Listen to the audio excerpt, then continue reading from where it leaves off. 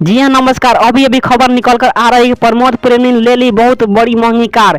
आप लोगों इसकी कीमत जानेंगे तो आप लोगों को होश उड़ जाएंगे।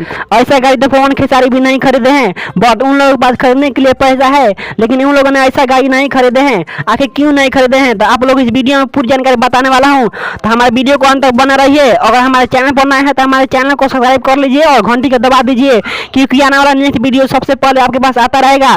तो चलिए वीडियो को शुरू करते हैं। और भी नहीं काला कल्लू की बात करूँ तो इन्होंने ली है बहुत बड़ी महंगी फॉर्च्यूनर कार। इससे कीमत आप लोगों की बात करूं तो इससे कीमत 32 लाख रुपए है।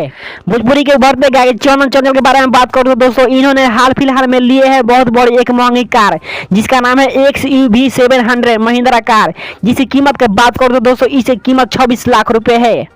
प्रमोद प्रेमी की बात करो तो दोस्तों प्रमोद प्रेमी बहुत सारे गाड़ियां खरीदे हैं, जैसे महिंद्रा कार, फॉर्च्यूनर, 2 बुलेट गाड़ी रखे हैं और 2 दिन पहले उन्होंने बहुत बड़ी महंगे रेंज रोवर कार लिए हैं, जिसकी कीमत 36 लाख रुपए है। पवन सिंह की बात करो तो दोस्तों पवन सिंह के पास बहुत सारे गाड़ियां हैं।